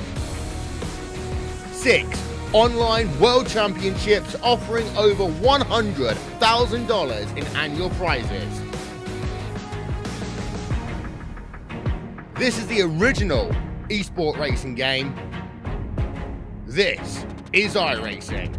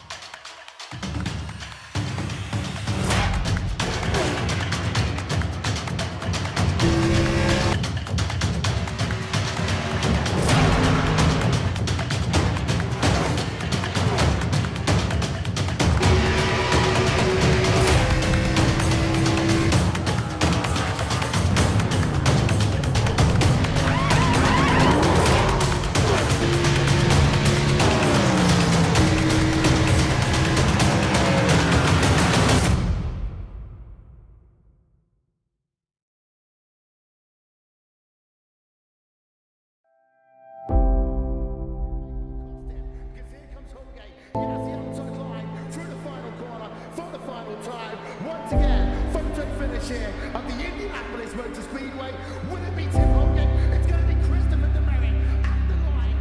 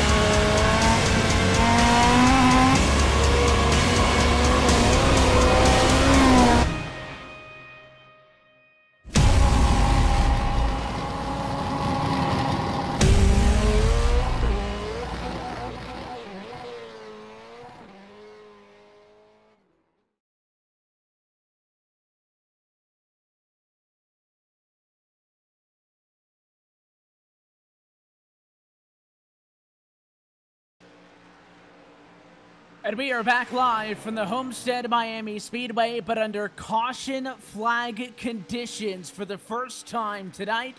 It is contact with David Comstock and Galen Gidman that has brought out the yellow. You'll see on the LSR TV replay that 94 goes in, slides up, and the 42 gets into the back of the 94. The 42 goes around, and important to note, Gidman a lap down, Comstock lead lap car, and the tower is going to give the 94 the caution on that, so does it end of the longest line of penalty for the 94, but most critically, this is a brand new race, as Andrew Ferinars was all but set to run away with this race win. Instead, a little bit of a poor pit stop for the 88 as you see them pace live, and it is a whole new running order. Jason Jacoby now leads, Brandon Bowie is second, Dylan Jones third, Andrew Ferinars fifth, and Daniel Eberhardt sixth. As far as your championship for drivers, almost a complete invert. Yeah, everything changes with that caution, and looking back to the pit stops, it looks like everybody just had a slow pit stop there for the 88 car, definitely. I mean, Brandon Bowie is going to be in control of this thing. He's going to have the 11 car of Dylan Jones on him when we go back racing here, and Daniel Eberhardt has a newfound life in this battle, but if we go back to the beginning of this race, Evan Pasoko, Brandon Bowie was able to hold on to the race lead for about 20 laps or so. I believe it was around lap 22, 23 when he did eventually give up the race lead to Andrew Ferinars. Well, now all he's got to do is hold on to it or stay ahead of these guys for about 20 laps. So he might have the speed in that car to hang on and maybe stay ahead of these guys. And the lights on top of the pace car are out, so you got to buckle up and get ready for what may be the restart of 2018. It is going to come with 21 laps to go in this Homestead 125, and you are going to get an onboard shot with Dylan Jones as we come to it. Again, your championship four are Brandon Bowie in second, Dylan Jones in third, Andrew Ferinars in fifth, and Daniel Eberhardt in P6. It is a whole new ball game. And the talking point at the top of the night was that it was one race to crown a champion. Scratch that. It is 21 laps to determine the 2018 championship. And through all of it, Jason Jacoby will look for his first ever win in the Full Throttle RealSimRacing Cup Series. And he is going to be the control car as the pace car goes down and in. The 10, a little bit of hesitation. Green flag in the air. 21 laps left and a quick caution. Yeah, somebody in the back spun their tires. That looked like the 8 car of Kyle Kamer did not get up through the gears good at all. He spun the tires and a big wreck ensued. Daniel Falkingham got collected. David Washington got collected. I believe Michael Cozy, Michael Cozy in the 77 car also got a small piece of this as well. So a big wreck on the restart, and now we have to live by that mantra, cautions breed cautions. This could be the end of a really nice race and then turn into a little bit of a caution fest here at the end of this thing. We'll talk about a close call. It's that 8 machine who gets sideways. He had restarted just to the left-hand side of Daniel Eberhardt, who misses getting wrecked by maybe 2 or 3 feet. As the 8 spins the tires, comes up, he collects David Washington and that 77 Michael Cozy Jr. also getting tagged. I think that heavy damage for Daniel Falkingham. Cozy obviously involved in a lot of little pieces of damage here and there. Luckily, though, at least in the grand scheme of things, it doesn't appear to affect any of your playoff drivers, aside from the fact that, of course, we're going to have to hit the reset button, try it again, and we'll just do it with less laps left on the board. It's going to be very interesting to see how this plays out. I think the one person this does help, though, is going to be Brandon Bowie, because he did not get up through the gears good on that restart, and it looked like Dylan Jones was going to have the advantage down on the bottom of the racetrack when they got to turn 1, so he has an opportunity to get a little bit of a reset here and see if he can't get a better restart. I think this also helps Andrew Ferinars because he moves up into that 4th position. It's one less car he has to pass to try to get ahead of these 2 drivers for the championship. He doesn't have to worry about Shane Ewing anymore. Now the question becomes, can he challenge these guys and be able to take this thing away. We saw it took him a handful of laps to get to the race. It took him about 20 laps or so to get up there. He's not going to have that many laps when we go back green. Granted, he's not going to be restarting in 6th like he did at the beginning of this race, but now we are at the point of the race where you cannot lay over. When it was lap 20 and Brandon Bowie was being challenged for the lead, yeah, he raced pretty hard, but I think he probably ultimately gave that race lead up knowing that he had plenty of time to try to get back into this. Now he has to stay up on the wheel. I don't think it's going to be as easy for Andrew Freenarz. And let's see what happens here, because Freenarz ends up being the only of your championship drivers to gain a position. Bowie is still going to be 2nd. Jones is still going to be 3rd. But now Andrew Freenarz ends up on the outside of row 2 and 4th, jumping up from P5. Eberhard still in the number 6 position. The 88 machine, if you remember at the start of this race, started in 6th, made a big move to the inside, 3 wide, and it passed 3 cars in the opening 2 laps. If he could replicate that, he would be in a very good position, as 3 cars passed would put him into the race lead. Now, of course, not going to be as easy as that, I would imagine, and you can promise that Bowie and Jones are going to make those race cars very wide. I think Dylan Jones may just be in the best position here. Yeah, it's going to be a very interesting restart. I can't wait to see what happens between all of these drivers here at the front of the field. It's going to be probably one of the more wild restarts we've had all night long, but you're going to have to wait and see how this thing all shapes up. It's going to be exciting nonetheless. Daniel Eberhard, don't count him out of this thing, because he drove up through the field too. He came from 19th all the way up inside the top 5. He doesn't have near as much ground to make up. This is going to be his first time really challenging these drivers on equal tires and with an opportunity to actually battle for the race lead and potentially for the championship.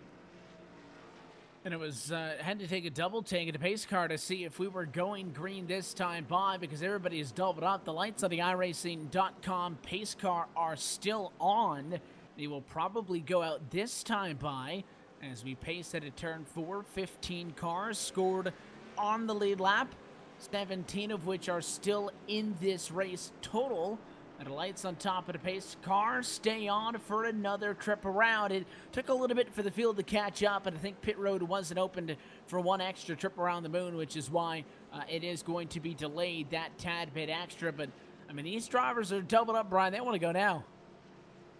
Yeah, it's going to be one of those things. I think these drivers just have to stay in their heads right now. Every lap that goes by under caution, they're getting more and more antsy. They're getting more and more nervous, and they just have to stay focused here at the end of this race and try to make sure that they don't make any mistakes. Brandon Bowie, he spun the tires on that last restart. He has an opportunity to fix that and not make the same mistake again. He cannot do it on this restart, because there's no guarantee we're going to get another caution that quickly after the restart to make it up. So it's going to be very interesting to see what happens. We should get the one to go this time, though, and when we do that, it'll leave him with, I believe, 17 laps left in this race.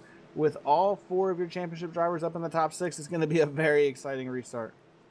And while we have the chance as we pace, I want to say another big thanks to the driver of the 32, Shane Ewing, big part of making all of this 2018 action possible, and the entire group of folks over at English Auto LLC for being our 2018 title sponsor. English Auto is a full-service luxury automobile repair center in Odenton, Maryland that is conveniently located to serve both the Baltimore and DC markets. English Auto specializes in Jaguar, Land Rover, Mercedes, Volvo, and BMW service. Founded in 2007, English Auto is now in its 11th year of business, and with a staff that has over 60 years of combined experience in the automotive service industry, English Auto has an A+ rating from the Better Business Bureau. For more information, you can check them out online, www.englishauto.us, or go to facebook.com/English Auto for more. So we get a big thanks to them. And here we go. It all comes down to this. Lights off with a pace car. The magic number going to be 16 laps to go when Jason Jacoby releases the field again. It's going to be a very exciting restart. Jason Jacoby has an opportunity to upset all these drivers, has an opportunity to win his first race in the Full Throttle Cup Series in the season finale, while these other 4 drivers race for a championship. Pace car's about to come to pit road. Evan Pasoko. I am going to bet on that number 88 car getting to the front and winning this championship. He's on the outside of row number 2, behind both Bowie And alongside Dylan Jones in the 11, there goes the pace car. Jacoby with the same restart, and we are back green. Not a good jump on the outside as Bowie spins the tires. Here comes Dylan Jones to the bottom. The side-by-side fight is for P2, but it is also for the championship. Jones gets by. Here comes Farinars. 3 wide. They'll go down the back straight away for second. It is way down low for Farinars, and for a second time tonight, a 3 wide move on a restart is going to get him spots. He leads the championship out of 4. He slides up in front of Brandon Bowie, controls this race now. He's in P2. Dylan Jones is battling hard on the inside of Brandon Bowie, and Bowie is fighting for his virtual life right now, and he is losing ground as Dylan Jones is able to inch ahead. Looks like he's going to clear that 43 car. He will. He'll move into third. Now he has the opportunity. Here comes Daniel Eberhardt looking to the inside of Brandon Bowie. He wants a piece of this championship battle. He goes to the inside of Brandon Bowie down here in turn 3, tries to make it stick on the bottom, but Bowie fights back hard on the outside line. Can he make it stick? Can he hold that 90 car back? That's the big question. Now here comes Andrew Freenars looking for the race lead. This isn't for the championship, but he wants both pieces of hardware here tonight. He's on the inside, side by side for the lead down here in 1 and 2. It's Farinars to the inside of Jacoby. He doesn't need this spot for the title, but if he can put another race car in between he and Dylan Jones, who is not going away, it is good for the 88 machine. And for Jason Jacoby, a rookie, not in the playoffs, searching for a first win, how do you balance respecting the championship driver on your inside, but also racing fair and hard? The 88 again tries to go low. He's going to need to make that line work to make this pass happen, but it's not the preferred line. And he'll slide up. You're on board with Dylan Jones. Jones is getting the run off for the quarters, and he is closing in. Farinars now starting to get impatient. It looks like Freenars is going to get him right here. Jason Jacoby went way wide down here in 3 and 4. I think he went to the outside line a little too soon in 3 and 4, and it's going to give the race lead back to Andrew Freenars. That puts a car in between him and Dylan Jones. Now the question is, will Jason Jacoby race back trying to get that lead back from him, or is he going to settle in right here? Inside of the 10 car is Dylan Jones now looking for P2. This is a critical position that Dylan Jones needs if he's going to get back into this championship battle. He has to make quick work of Jason Jacoby, and he has to do it right now. He cannot waste any laps at all. You got to get onto the 88 machine. You cannot sit behind and allow him to pull away.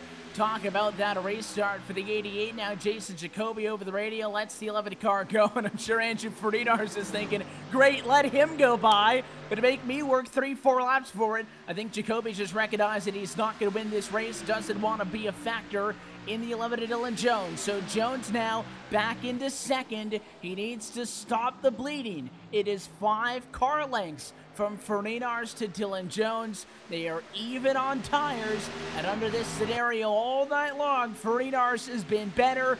10 laps to go. And he continues to drive away. He's up to a 0.3 of a second advantage over Dylan Jones. Dylan has to dig deep right here. He's got to dig deeper than he has all season long.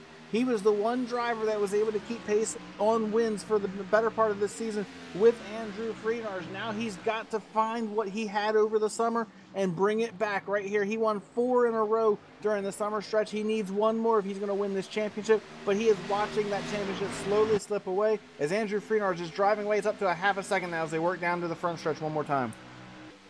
And the gap only continues to grow. 32.177 for Farinars, a 32.302 for Jones. Don't count out, obviously, the other spots at the championship here. Daniel Eberhardt ahead of Brandon Bowie.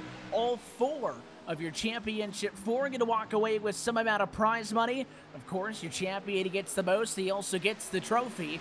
But it is important that aside from that number 1 position, that you fight for everything you got. It is Farinars 1, Jones 2, Eberhardt 4, Bowie 5 as they run now, closing in on the final 5 laps. Dylan Jones was just a hair quicker that last time by. He was about a 3/100th of a second quicker than Andrew Freenars. That's not going to be enough to run him down and battle for the race lead, but at least he's now keeping pace with that 88 car. He's got to find a little bit more speed, though, if he's going to get to the back bumper and challenge for this lead and for the championship. Getting down to it, just 6 laps remaining in this race, and this time by Andrew Freenars opens that gap up by almost a 10th. He saw that 11 car gaining, and he said, not today. I'm going to drive away. I'm going to add a little bit more to this gap, and he's doing just that. And he is getting away from these guys, and we're almost to that point where a caution flag does not make a difference in this race. We get another lap or so in the books, Evan Pasoko, there will not be a restart should we get a caution. So now it is all about just driving these cars as hard as you can and trying to get to the finish and have a shot at this thing. And if we do get to that point of no return, then you can kind of breathe a sigh of relief. I think Andrew Ferdinand should have probably kind of let his guard down by the time we went nearly 100 laps without a caution flag. That probably thought he was safe by that point, but it was not the case. Now, this next time through going to be a critical moment. It'll be 5 laps to go for him. A yellow with anything less than that ends this race and will not restart. So it is going to be a big 30 seconds or so for the 88 who comes into turn 4. His gap now more than half a second. He's driving away right now 0.6 of a second and growing right now. And if you're Andrew Freenars at this point, you don't care if you see the caution flag, you don't care if you see the checker flag, because now we've got to that point where we're not going to go back green, and it's just about making sure you run flawless laps till we get to the point where this thing is all said and done. Jason Jacoby is holding on to that 3rd position. He did let Dylan Jones go by, but he has not let the other 2 championship contenders go by. Daniel Eberhardt is right there on his back bumper trying to take that 3rd position away, but he is running out of time as well and is well out of reach for an opportunity to race for this championship, barring some type of a major letdown out of that 88 car. It looks like it is his race to lose at this point if you're Andrew Freenars. And you can see the 11 Dylan Jones getting a little bit more anxious, throwing caution to the wind, getting right up on that Kyle Larson line to the outside wall, trying to get anything he can to be a mile for Freenars. No reason to risk it. Also looks like the 11 goes much lower down at this end of the track at 3 and 4 than he did on the far side. But I mean, Dylan Jones knows that he's going to need a little bit of help here, and I don't think that he can just suddenly make up what is now 0.7 of a second to Andrew Ferdinand. A mistake is going to have to come from the 88 machine, and those have certainly been few and far in between. 10 race winner is now only 2 laps away from 11 at a series championship. Just driving away from these guys, doing what he has done all season long, and probably the most deserving out of all of these drivers. He spends so many hours practicing for these races. He talks about it every time he goes to victory lane, about how he spends time on the track in the NASCAR iRacing series and just running testing laps, lap after lap, week after week. He has worked his butt off to get to this point. We're down to the last lap and a half here at Homestead Miami Speedway. He is a lap and a half away from being a champion here in the Full Throttle Cup Series. What a season it has been for him. It took a little bit to get underway. Would you believe me if I said that the longest stretch that Andrew Ferdinand went this year without a race win was 5 races, and that happened all the way at the start of the year when it took him until round 6 to get his first of the year. He then went another 5 weeks without one to round 10 at Charlotte. But since then, it has been quite a story for Andrew Ferdinand. At RSR, all-time best 6 in a row. When we got to the middle portion of the season, and when it mattered the most, it was a race win last week to get him to this point, and he'll walk it off with a no doubt about her. Final time at a turn 4 for your 2018 champion. Ferdinand wins at Homestead. Absolutely incredible what this 88 team did this season. As you mentioned, he won 6 races in a row, 11 races on the season. He had a slow start to the season, only winning 2 out of the first 5, which most people would laugh at that, say, you only won 2 out of the first 5 and you call that a slow start? For him, it was a slow start. When you look at what he did the rest of the season, absolutely dominated this season from start to finish. Absolutely incredible, and definitely the most deserving driver in the field here tonight. Great job out of Andrew Ferdinand here tonight. And you look at the total numbers for him as he picks up what is going to be race win 11 on the season. It is also his 21st top 5 in 30 starts. It rightfully celebrates on the front straightaway. It is a scene that we have seen many a times, but I'm sure these burnouts that much more sweet. Andrew Ferdinand is your 2018 Full Throttle RealSimRacing Cup Series champion, powered by English Auto LLC. He's got some hardware and a check inbound, and I think he'll get his money's worth here on the front stretch. Absolutely. He is going to celebrate like there is no other celebration to be had here tonight. And you can see these other drivers down here congratulating him as well on a job well done for that 88 team. Absolutely incredible. But you can't look past the other four drivers and what they accomplished here tonight, Evan. Dylan Jones, Daniel Eberhardt, Brandon Bowie, they all had different strategies here tonight. They all took a swing at it. They gave it their all. Yes, they did come up just a little bit short, but you have to applaud the effort they gave. Certainly, and I think that all of these drivers pulling alongside him on the front straightaway is maybe a mutual sign of respect to congratulate Andrew Farinar. They've battled with him since halfway through February. And many times, well, they haven't won those battles. But at the end of the day, to wish well wishes, and of course, we'll get a moment to talk with all of our championship drivers in a moment. But a lot of these guys have been racing with each other for a long time. We've seen a couple of new faces this year, and as we start to make plans for 2019 and have every intention to have Full Throttle Cup Series action on LSR TV next year throughout 2019.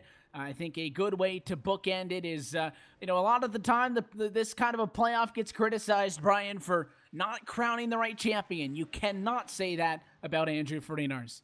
Absolutely not. And honestly, if you looked at any of these four drivers, all four of these drivers were deserving should they have come out on top here tonight. They all had great seasons in their own right. Dylan Jones won a mess of races here this season. I think he won 5 or 6 races. Brandon Bowie won a handful of races. Daniel Eberhardt won. All 4 of these drivers were deserving of where they were at, but the guy that dominated from start to finish was Andrew Farinar, and the guy that absolutely deserves to be where he's at right now is in the right place. He's got a big trophy on the way, a big check on the way, and that's just a small part of it. You enjoy the check, you enjoy the trophy, but you enjoy the competition and being able to be the best of the best, and that's exactly where he is here tonight, and that's the best part about this whole thing. Let's take one more look top to bottom at tonight's LSR TV full race results from round number 30. Farinar with the win by 0.8 of a second atop Dylan Jones, who comes home second. Jason Jacoby finishes in third, with Daniel Eberhardt fourth and Brandon Bowie fifth. Of course, your championship results: Farinar 1, Jones 2, Eberhardt 3, and Bowie 4. Continuing on through the race results, Shane Ewing comes home with a P6 result. Eric Stanford finishes in 7th. Michael Cozy Jr. winds up P8. Dwayne Vincent is 9th, and Carl Shedd rounds out your top 10. David Comstock, after issues with Galen Gidman, he will come home in the 11th position here tonight. David Washington got caught up in one of those late restart crashes. He will finish P12. Lionel Kalisto will finish 13th. And then the last car to finish on the lead lap here in 2018, Ross Cato will finish P14. Galen Gidman will finish 15th. And then Daniel Falkingham, a disappointing end to his season, missed out on a chance to race for the championship after having connection issues last week at Phoenix. He will finish 16th, 3 laps down here tonight. Kyle Kamer will finish 17th. And then Shane Parrish will finish 18th. And then Chris Hurlow rounds out your 19-car field here tonight.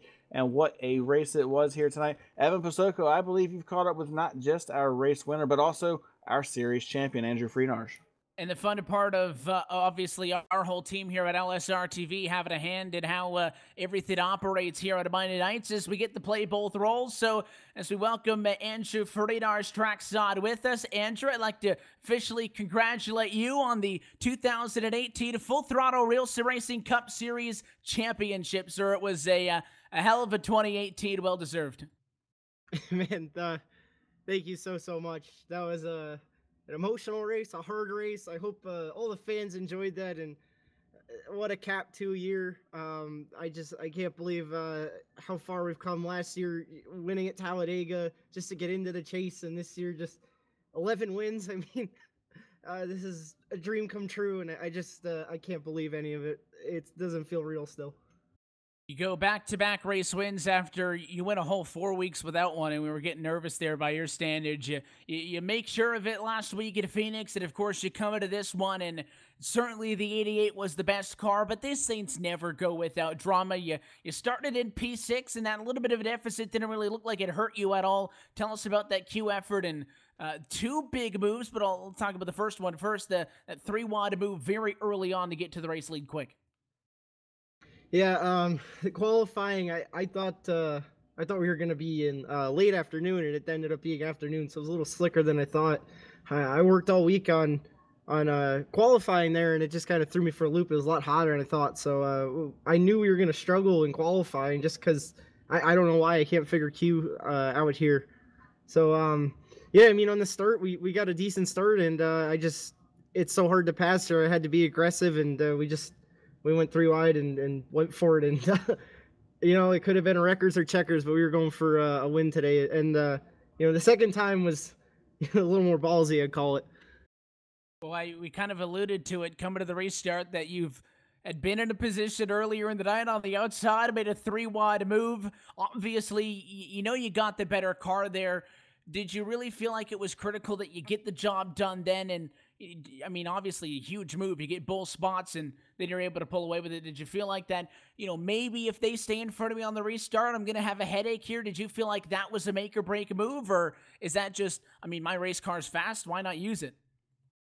Be 100% honest with you, I thought we were going to get a load of cautions there at the end. And I thought our race was over after we lost it there on pit road. So, you know, I got a run. They were slow. And I said, you know what? This is my chance. This is my opportunity. And I got to give a big hand to Dylan just because he did back off there a little to, I guess, not wreck. But, you know, he did give me a little leeway there. And I was able to really drive it in and clear buoy and then just pull away. But, you know, I had the run. I was like, this is the championship. This is the one chance I get. So we went for it, and it stuck.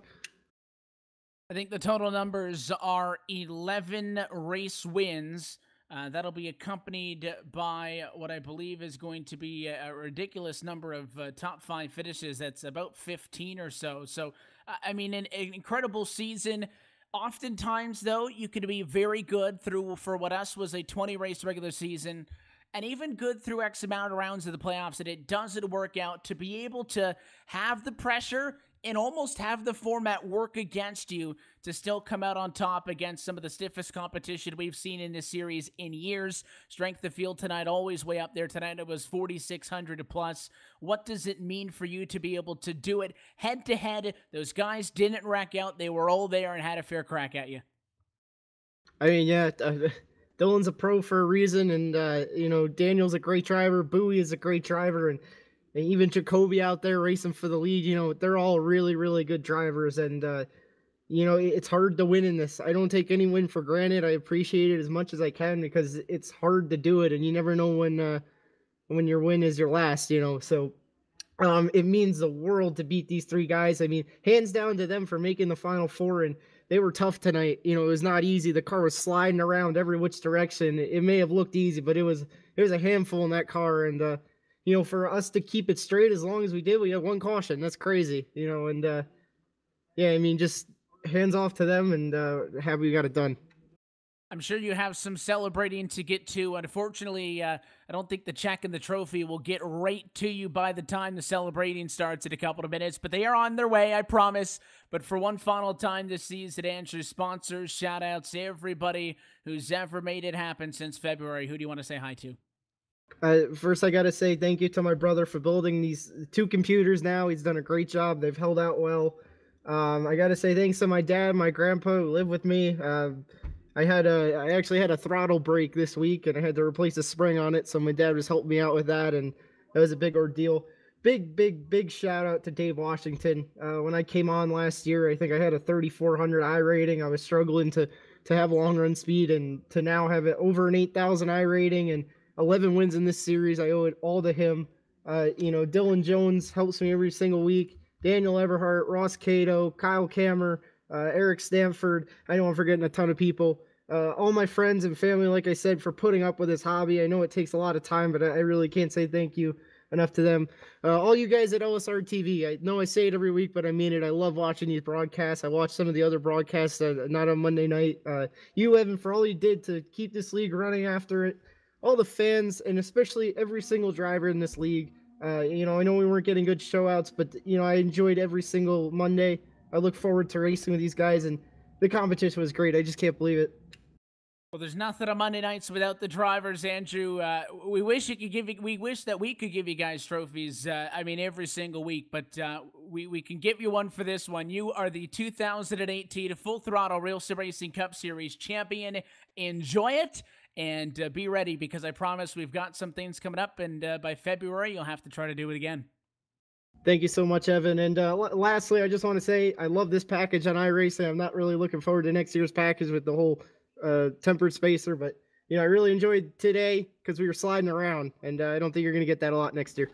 You got to drive these cars, and he drove them the best. Andrew Friedars, there he is. He is your 2018 champion. Coming home just runner-up in points, and as well this evening, a runner-up on the scoring pile, and it is a second-place finish for Dylan Jones, who stands by with us now. Dylan, maybe not necessarily the word that you want to hear, but congratulations. I know that probably stings now, but you look back on the season, we had 59 different drivers start, 16 drivers, of course, competing in the playoffs, and you guys were able to come home second in the overall points, so certainly congratulations to you on that. Just tell us about this race. You finish in P2. It's exactly where you started. I know that along a green flag runs, pit strategy, and, of course, just for extra measures, some late race restarts played a factor. Yeah, we had a little bit of everything tonight, which is good. Obviously good night, but not good enough in the end, but we'll take it. Andrew obviously was the best car out there all night from the beginning of the race. When he passed us, he was gone. I tried to play a little bit of pitch strategy there under green, and that bit me, I guess, because he really pulled away from us in the middle portion of that race right there. So when that caution came out, I was kind of excited for it. I know a few people weren't, but it gave us a shot. And he drove her in there and did what he needed to do, and he got the W. You guys seem to have been going head-to-head many a times this year. Middle of the season, it was a competition of who could string together the most race wins in a row. You got 3 in a row at one point, 4 to 5, and he just was able to one-up you after that. But certainly you guys go back and forth. You knew you were going to be racing in this final race before he did, after locking in at Texas. After funning a guy for 30 weeks and it coming down to 0.8 of a second, I mean, is that a kind of a point that leaves a bitter taste in your mouth, or is it a point where you're happy that it could come down to you two? How do you kind of put a bookend on what has been, at least from our perspective as spectators, a great way to watch you guys fight all year, and especially tonight to kind of close it all out? Yeah, well, my season, we had that really great stretch. Otherwise, we were kind of up and down throughout the season. I'd run some good races and then have some bad luck or bad races. But for Andrew, I think for the most part all season, I mean, even when I was winning some races there, he was right there behind me. He was Mr. Consistent from week 1 to now, I think. So coming in here, I guess he was kind of the most deserving if you look at overall the whole season. But running only getting beat by 0.8 there at the end, being able to battle it out at the end, be that close, it's exciting. So it's been a long season, and we said the same thing to Andrew. We'll tell everybody this tonight, Dylan. We want to thank you for being a part of this season with us, and we hope to see you again down the line. Now that the bulk of the racing's done for 2018, what's next for you? Well, we're going to go off and try and compete and make it to the Peak Series, which is going to be pretty difficult to do, but we're going to grind it out and do that. And hopefully we can come back here and run with you guys again. It's been a great season. It's been lots of fun. I thank you guys for all you did and keeping this thing together at the end. Well, I certainly wish you best of luck in your pro aspirations, because that means they'll be able to see a lot more of you down the line. But Dylan, again, we'll let you get out of here. We've taken a lot of your time all year. We're very appreciative, as I mentioned, for you for being a part of this series. It's nothing without the drivers, and it's a treat to be able to watch you guys race as you do week in and week out. Before we let you jump out one more time, sponsors, shout-outs, who makes it happen? Once again, just thank everyone at LSR TV. I want to thank all the drivers in the series. Everyone was really respectful tonight, and for the most part throughout the season. Once in a while we get at each other's throat out there, but it's been a great group of drivers to run with all season. And just thank all the guys at Aegis. Obviously Dave, he's all of our mentors. He kind of raised a bunch of us to be consistent and get to the speed we're all at. And Daniel for squeezing into the chase there late. It's exciting for him. He's been trying for a lot of years. Just everyone that does all this. Second place in the 2018 final standings. Dylan, congratulations. And I certainly look forward to what's to come with you in the Redemption Tour. It starts in February. We'll see you then. Thank you, guys. It is Dylan Jones who comes home second tonight at Homestead and is your second place finisher in the RealSimRacing Cup Series points. It is a little bit of a skip now in the running order down to your fourth place finisher and third in points for 2018. Daniel Eberhard is trackside with Brian. I'm down here with the driver that went completely off strategy here tonight. He went for a three-stop strategy and gave himself a little bit of an opportunity, Dan. You knew starting from the back, starting 19th here tonight, that you had to do something different. Did you feel like that three-stop strategy was the way to go? And at what point did you realize that it wasn't going to work out for you? I felt like I was, putting a bunch of tickets in a hat and drawing one out. So I kind of threw the book at it at the beginning of the race. I said I just didn't know what I wanted to run, steering ratio. I didn't know. I just cannot stand Homestead. I don't know why. But I wanted to go with a different strategy. Dave said he was running this strategy. Dylan figured out this strategy. And sitting there about, lap 98, I see the 42 and the Galen getting into it. And I'm like, man, this strategy might work. I got past the 42 when he spun out, went to the outside of him, and lined up 6 on that restart, and the rest was history. And applaud to you for trying to make that valiant effort. How difficult was it driving up through the field, starting back there, starting 19th? Obviously, we didn't have that caution until almost 100 laps into this race. You did a great job driving up through, and it took you only about 25 laps to crack the top 5. So you obviously, as much as you may not like this racetrack, you had the speed in your car here tonight, and you rose to the occasion. Yeah, I changed my brake bias when I started way back there. I put it way down to give the car a little bit of rear end when it went off into the corner, make the car a little loose so I could run the outside, and that's what I did.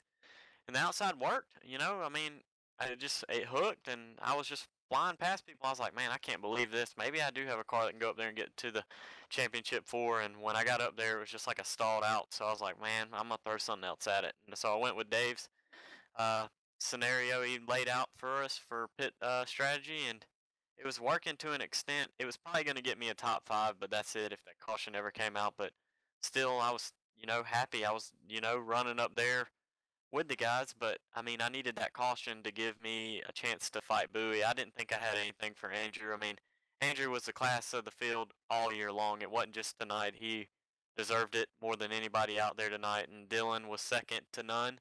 He was always second, It was just us 3 all year, just chasing each other. So, I mean, do I think all 4 of us deserve to be there tonight? Yes, most definitely. I think it was us 4. I mean, what could you ask for watching this, 4 guys going at it, and we're all right there at the last restart. And the 4 drivers in the championship made up for 23 of the 30 victories here this season. So definitely all 4 of you guys rose to the occasion all year long. And I agree with you 100%. The 4 drivers that raced for a championship here tonight were the 4 drivers deserving to be racing for that championship. Looking back at your season, Dan, you had 3 wins. Obviously a pretty solid season for you on that front.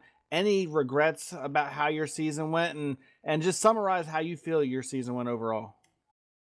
I feel like after tonight, the regret I have is putting in as much practice as Andrew and Dylan. Well, not even really Dylan. Dylan doesn't practice that much, but if I was on and putting practice in like Andrew is every single night, I feel like I'd be right there with him where I used to be.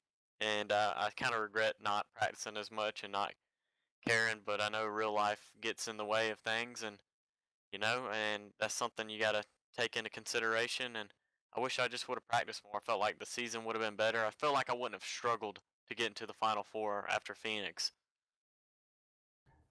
Overall, very good year for you, though. One final time, though, in 2018, sponsor shout-outs. Who makes this happen for you, Dan, on the number 90 car?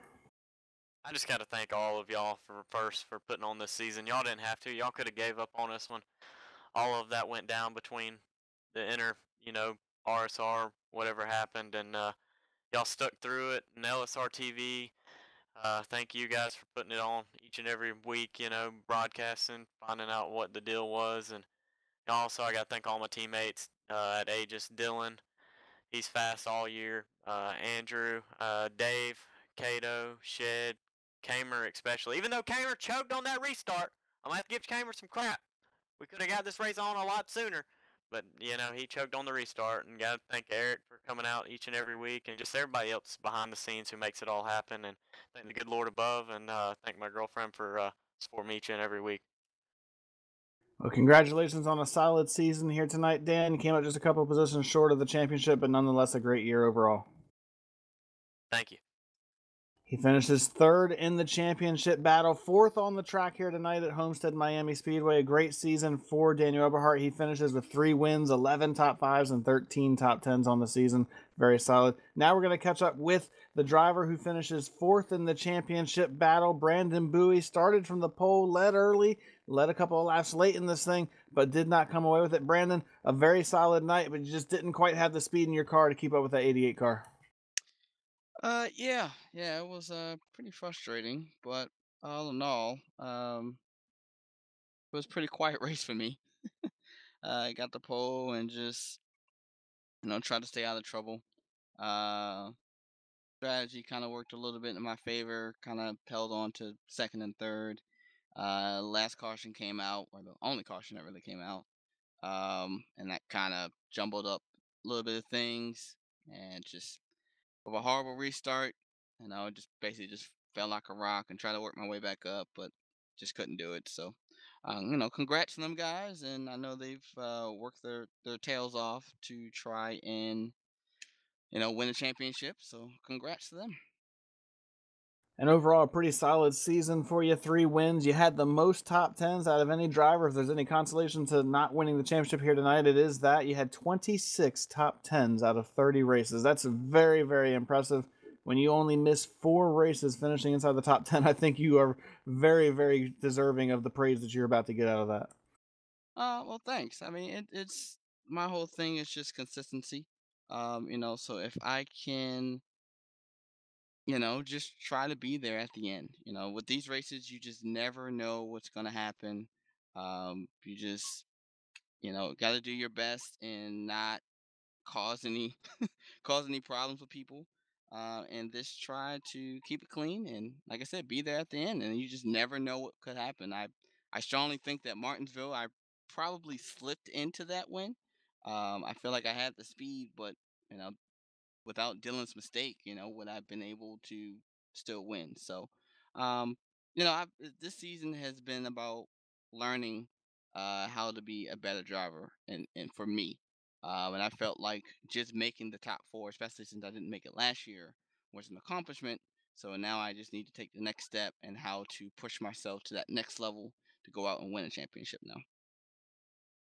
Well, and you said you had a solid season. You had 3 wins. You had the most top 10s out of anybody. If you could summarize this season, in just a couple of words, how would you feel or grade this year out of you compared to last year? You said you didn't make the playoffs last year, but you did win the season finale race. Obviously, this season a little bit more successful with a couple more wins and making it to the championship 4 had to be a pretty good feeling for you. Yeah, I would probably say the season it's definitely had its up and downs. Um, with just trying to understand some of the changes that come out through the year with the car. Unfortunately, having my team kind of fall apart in the middle of the year and trying to figure out who I can work with, who's going to be beneficial to me and how I could be beneficial to some of the other guys that I work with. I mean, overall, it was not a bad season. Of course, winning the championship is the overall goal, but to finish fourth, it's not too bad. And you'll get a little bit of a payday out of it when it's all said and done. So a little bit of redemption for maybe not necessarily getting what you were looking for here tonight. But before we let you go, one last time in 2018, Brandon sponsor shout outs. Who makes us happy around that 43 car? Yeah, gotta thank Commodore's Garage, always helping me understand the car, understand how to become a better driver. They have a lot of different stuff, articles on their Facebook page. Go ahead and check them out. Gotta thank RacingBids.com for coming on. They're a great place to check out memorabilia that people have for sale. They also have a Facebook page now that they do auctions every night. from $5 to $60 on just different random stuff, and it's a really great atmosphere that they have going on there. Got to thank you guys for putting on the races all year long. Got to thank all the racers that I've raced against this year. It's a lot of them. Got to thank my family, and got to thank the man above. Well, congratulations on your good run here tonight, Brandon. Fourth in the championship battle. Great season. We look forward to seeing what's coming from you in 2019. All right, thanks, Brian. That was Brandon Bowie. He had a great year, 3 wins, the most top 10s out of anybody with 26 top 10 finishes. Evan Pasoko, absolutely the model of consistency this season. Unfortunately, the model of consistency wasn't what won the championship. Being able to win the race here tonight was what did it, and what an impressive job Andrew Freenars did from start to finish, winning 11 times in 2018. Truly the class of this field here this year. Yeah, not only was it those 11 trips to victory lane, but I believe it was also the 22 top 5s and some 24 top 10s or so. So some crazy numbers that I think that the overwhelming kind of theme that we recognize that everybody mentions there as we chatted with our Championship 4 post-race, and want to say a big thanks to all of them for giving us a little bit more of their time as this season rounds to a close, is that the guys who raced for the championship here this evening, Brian, were the drivers who deserved to race for the championship here this evening. The playoffs gives you a unique opportunity where if you don't have the best season, you can be the best when it matters the most, and there were certainly drivers that took advantage of that. But I think wholesale, at the end of the day, the 4 cars who made it here were the 4 best cars all season long, and certainly everybody at home got to see a fitting championship bout. You're absolutely right. I mean, we talked about it just a little while ago. These 4 drivers amounted for 23 of the 30 wins in this season. I mean, they won all but 7 races in this season. Absolutely incredible. They rose to the occasion. Daniel Eberhardt ran very well at the beginning of the season. He had a little bit of a slump during the summer, but he came back on strong at the end and made a play at it. Brandon Bowie was consistent all throughout the season, was just the model of consistency. He never got into trouble. You didn't see him get into too many accidents. He just stayed out of trouble, ran his race, finished up front. And then Dylan Jones and Andrew Freenars, they just dominated every aspect of this season by splitting the wins back and forth all year long. Absolutely incredible out of those drivers as well. But just what an incredible season we had. And I got to say thank you to everybody here at LSR TV once again for allowing me to be up in the broadcast booth. I've gotten to do this for a few years now. I enjoy every second of it. I can't wait to see what's going to come in 2019. And Evan, I got to say thank you for having me up here on Monday nights. I know I may not always be the best commentator, but I try to do as good as I can. I stick by your side, and got to thank Brett for coming in a little bit late into this season and stepping up and helping us out to finish out this season. We had a little bit of a rough spell, but he did a good job stepping in and helping us out. So just kudos to everybody here at LSR TV for remaining strong through the little bit of troubles that we had and being able to finish this year out strong. And again, because we've been running things for this back part of the season, normally, we toss it over to somebody to thank the drivers, but we've been doing our best to do it on a week-by-week basis on behalf of our entire team, and that's us at a booth. That's, the folks who are on these broadcasts on a night-in, night-out basis for some of our other series as well. A big thanks to the drivers for being a part of this. Again, we hope to be back strong 2019. February, I'm sure, will certainly be here before we know it, but it's a good way to end it off. That's it, as Andrew Freenars wins tonight from Homestead and closes the 30-race 2018 campaign as the champion. So for one final time, also want to give a big thanks to Shane Ewing and the English Auto LLC team for jumping on and being our title sponsor this year. Certainly without them, these back 10 races do not happen. For everybody who's been on RSR broadcasts this year, helping us out, a big special thanks, as Brian had just mentioned there, to our producer Brett Wheeler for making these things happen. And Well, that's it. So on behalf of your team tonight, for myself, Evan Pasoko, for Brian Backlund, and Brett Wheeler, we want to thank you for joining us not only tonight, but all season long on your home for sim racing. That's it for 2018. Your champion is Andrew Farinars, winner tonight and 2018 champ of the Full Throttle RealSimRacing Cup Series, powered by English Auto LLC. We'll keep the outro the same way it is every week. Until next time, and until 2019, thanks for being with us, and we'll see you next time. Good night from Homestead. This broadcast is the copyrighted work of LSR TV, and it may not be rebroadcast, retranslated, or used in any form without the express written consent of Live Sim Racing LLC and iRacing.com Motorsport Simulations. LSR TV would like to thank you for your support, and we hope you enjoyed tonight's broadcast.